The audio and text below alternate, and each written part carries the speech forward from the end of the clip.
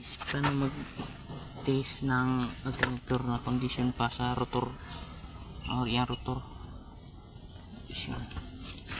Magkuha tayo ng wire, itong wire putulin natin.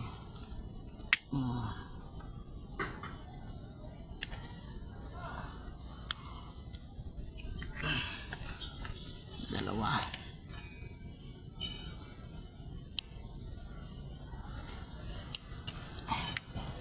Connect natin sa kabila. Connect natin dyan.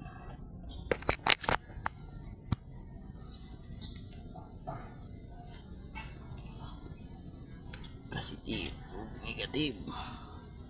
Yung isa, connect dito. Connect dyan, oh. Pasensya na, may video prepare eh. Connect dito.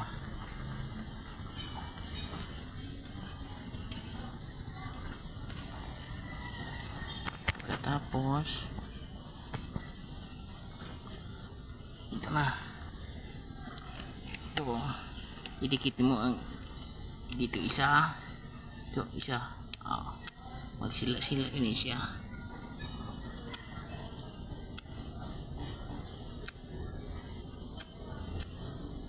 Ibig sabihin good.